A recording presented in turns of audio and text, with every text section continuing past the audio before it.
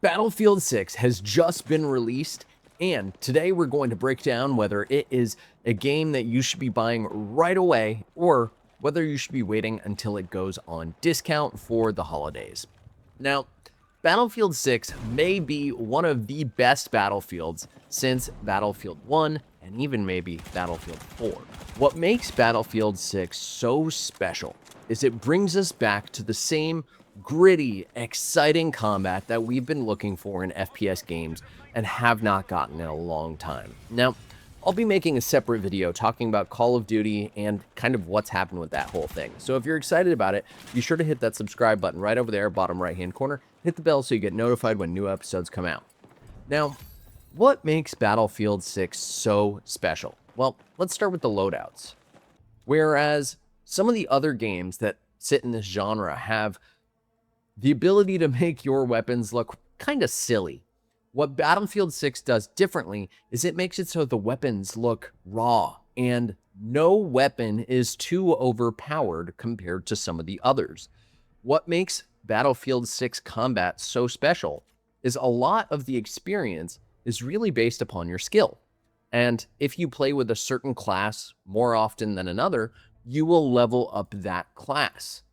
Whereas traditional games may have, you can mix and match different weapons as you want, and you can set different perks as you want. Where Battlefield 6 is different is it lets you pick a class that you want to use, whether that's Assault, Engineer, Support, or Recon. And all of these classes have specific roles and benefits to you as a player.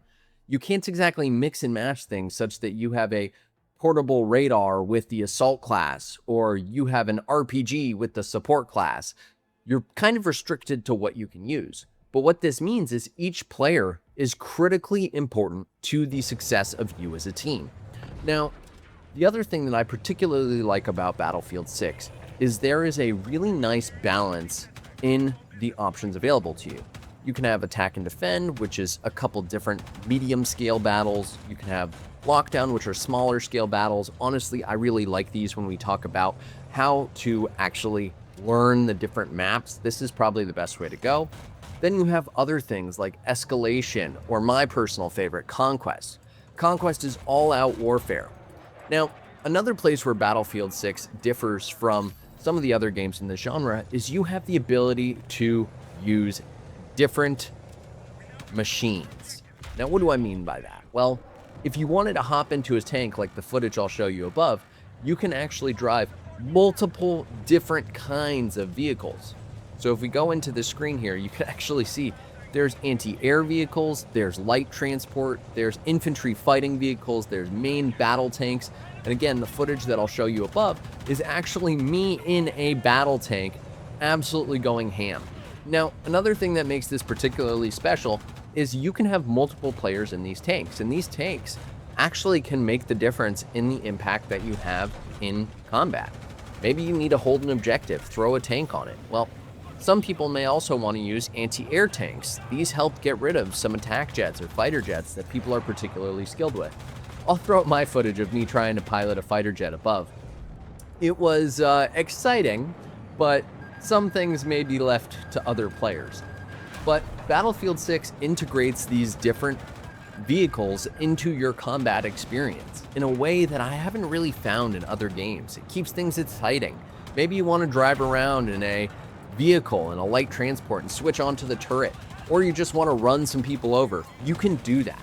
Now, what that means is that Battlefield 6 actually gets to be really exciting, and it has some longevity. I've personally played the open beta, and now I bought this game on release date, and I have had no regrets whatsoever. The different game modes keep things exciting, and when I'm feeling like, I don't really want to run into the field, I hop into one of these vehicles, be it a tank or a light transporter, and just have a lot of fun. Now, if you don't like the vehicles, there are options for you. Going back to our different game modes, there are a ton of different modes that don't have these vehicles in them, particularly the one that I was showing you earlier. The smaller scale maps do not have these vehicles in them, which means that you can actually go in, just have fun, just learn how to play the game, and go from there. Now, there's also some other nuances. You can have closed weapon all-out warfare. What this is it actually locks you into a particular weapon type for your class. Again, doubling down on that class dynamic that makes things particularly exciting. Now, I haven't really played the campaign yet, so I can't speak to it too much, but generally speaking, campaigns and battlefields are really, really powerful, but fairly short.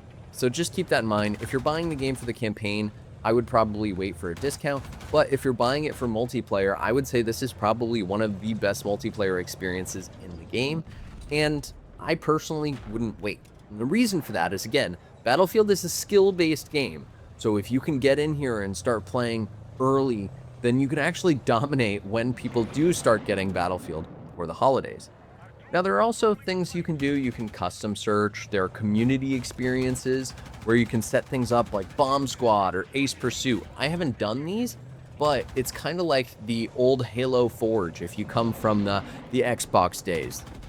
Now, there's also tons of different ways that you can mess around with your controls, and there is crossplay here. So if you're anything like me, I have friends who only have Xboxes while I'm over here playing on PC.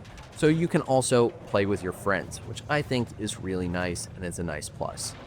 Now, for those folks that are coming from another game that we may or may not mention here, you can go ahead and edit your player card. You can customize your background. You can do things kind of akin to what you might remember in Black Ops 1 and Modern Warfare even, where you can customize what your tags look like, and it's a preset limit of options, so you can't get too crazy, and I'm not seeing any rainbows or things like that that are really disrupting the experience. So it keeps you pretty immersed in the game, which I personally am a big fan of.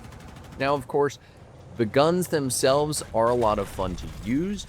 I have personally been having a blast using the assault rifle and using the LMG, but that said, the guns need to be unlocked based on level up. You can't go ahead and just buy them using points. You have to level up to play them, and that's currently a little challenging.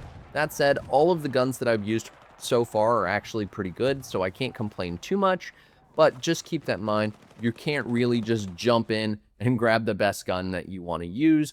That said, I will probably be making videos on the guns that I think are the best. So again, if you haven't already, hit the like button and hit that subscribe button right over there, bottom right-hand corner. Now, the combat itself is beautiful. All of the maps are really pretty and super, super destructive. Now, you can get in. If you have an RPG, you could blow up structures. If you have a tank, you can blow up structures. It is insane.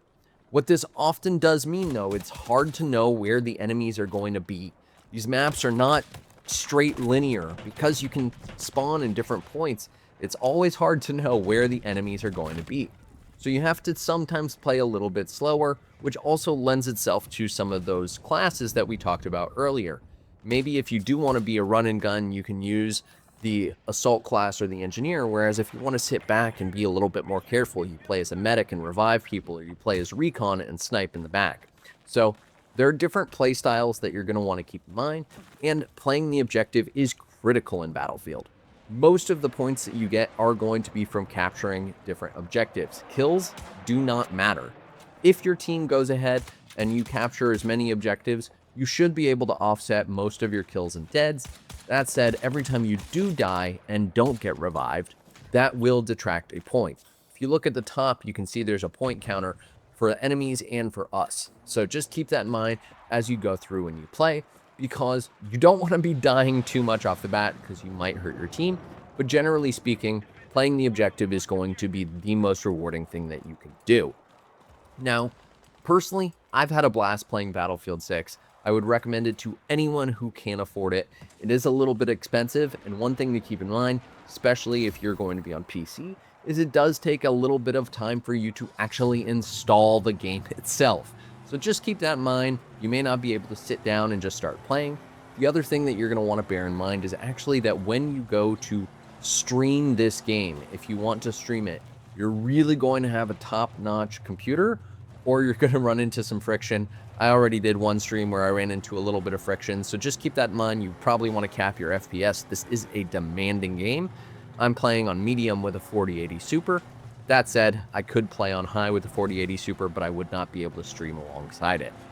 Let me know if you've enjoyed this video in the comment section below. And again, be sure to drop a like. There are tons of people coming out with videos like this covering this spectacular game, but I would absolutely recommend go buy it, go download it. Worst case, you can refund it, but generally, I would recommend it. I think this is probably the best Battlefield that we've had in a long time, and personally, I'm way more excited about this game than I am about Black Ops 7.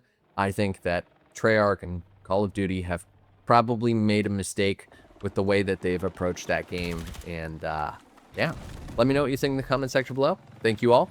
Chappy out.